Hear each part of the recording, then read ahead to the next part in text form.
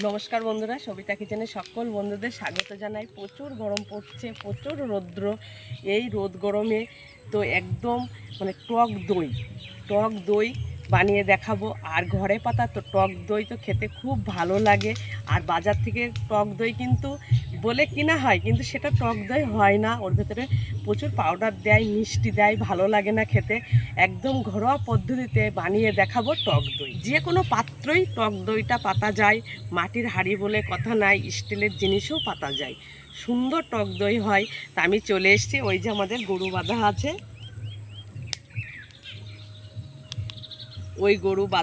ওই গরু নিয়ে যাব বাড়ি গিয়ে চলে যাব সোজা আমি উনানের পাড়ে। তা গরুটা যাব নিতে।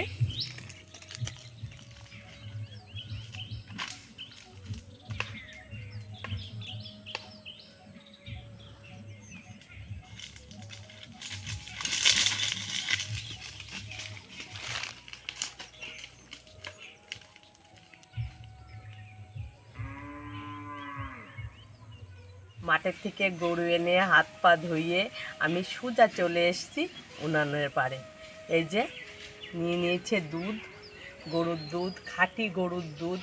এখানে আমি 1 কিলো দুধ নিয়েছি টক দই বানানোর জন্য। আর নিয়েছি টক দই বানানোর জন্য অবশ্যই টক দইয়ের বীজ বা সাজা নিতে হবে। এখানে নিয়ে নিয়েছি। আমি এখানে 1 কিলো গরুর দুধ নিয়েছি। আপনাদের প্রয়োজন মতন আপনারা দুধ নেবেন। আর টক দই বানানোর জন্য অবশ্যই গরুর দুধ ব্যবহার করবেন, কেন প্যাকেট দুধে অনেক চিনি মিশানো থাকে, টক হবে না। প্যাকেট দুধ দিয়ে টক দই কোনোদিনই টক হবে না। তা চেষ্টা করবেন যে গরুর দুধ দিয়ে টক দই বানানো। আর আমি আমার প্রয়োজন মতন নিয়েছি, আপনারা আপনাদের প্রয়োজন মতন নেবেন। দুধটা ছেঁকে দেবেন।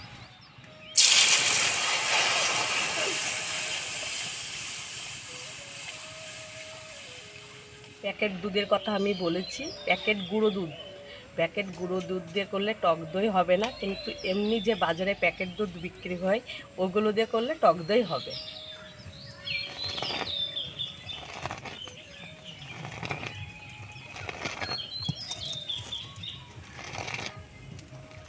দুধে কিন্তু জল দেব না, কিন্তু নিষ্ঠা দুধ জাল দিতে নেই বলে আমি 1 ফোঁটা জল দেব।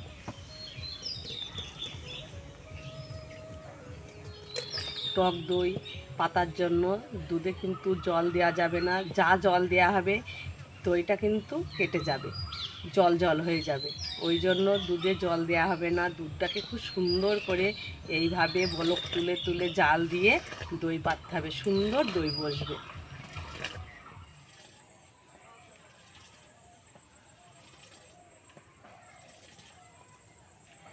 দুধটা বলক দিয়ে দিয়ে জাল দিয়ে দিয়ে অনেকটা ঘন হয়ে গেছে, আমি নাবিয়ে নেব।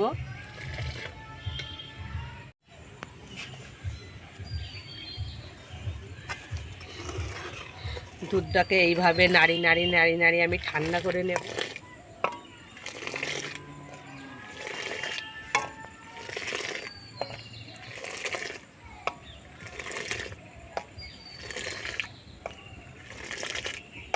দুধটাকে আমি এইভাবে বলক তুলে তুলে ঠান্ডা করে নিয়েছি। এই যে সাজা নিয়েছি দইয়ের, টক দইয়ের সাজা নিয়েছি, দিয়ে দেব দুধের ভেতরে। দিয়ে সুন্দরভাবে এইভাবে হাতা দিয়ে নাড়িয়ে নেব।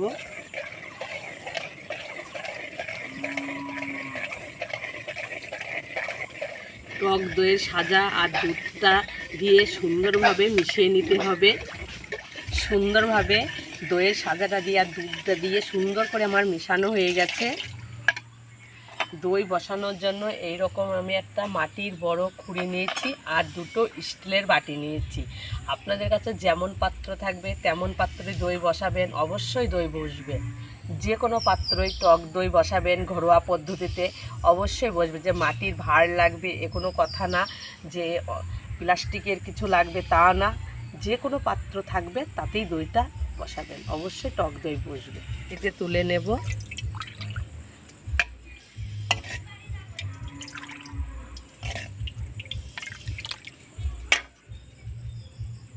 ঘি দেব,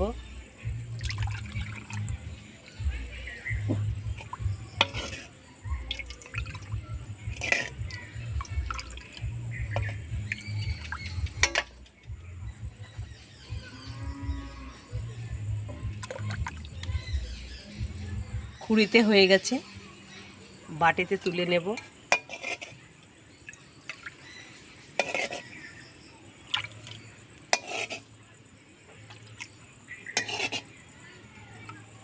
এক খুঁড়ি আর এক স্টিলের বাটি।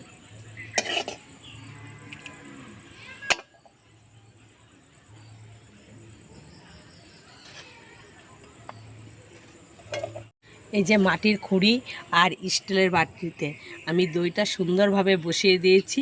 সন্ধ্যা তো হয়ে গেছে, দুধটার উপরে আমি হালকা কিছু চাপা দিয়ে রেখে দেব, সারা রাত থাকবে। আপনাদের সাথে দেখা হবে কাল সকালবেলা।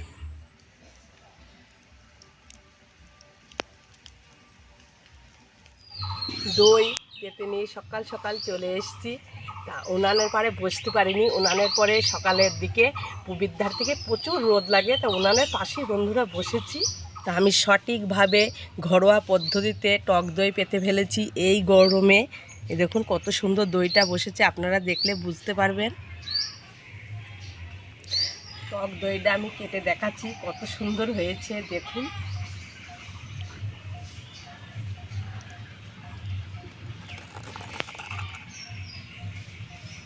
এই দেখুন,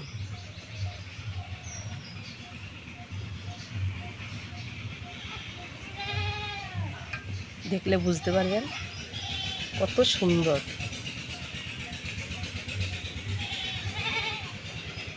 মাটির খুঁড়িতে তো দইটা খুব সুন্দর বসেছে, স্টিলের বাটিতেও কিন্তু খুব সুন্দর বসেছে। আমি এটা কাটছি না, কেন একসাথে সবগুলো কাটবো না, একটা কেটে তো দেখালাম। একই রকমের দই বসেছে।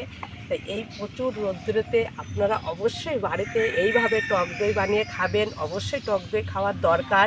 যা প্রচুর রোদ গরম পড়েছে, টক দই তো অবশ্যই খাওয়ার দরকার। গরম ভাতের সাথে তো খাবেনই, আর টক দই দুপুরে অবশ্যই শরবত বানিয়ে খাবেন। দইটা পাতার জন্য আপনারা অবশ্যই চেষ্টা করবেন গরুর দুধ দিয়ে পাতার, আর গুঁড়ো দুধ দিয়ে যেন পাততে যাবেন না, তাহলে টক হবে না। আর প্যাকেট তরল দুধটা দিয়ে হবে।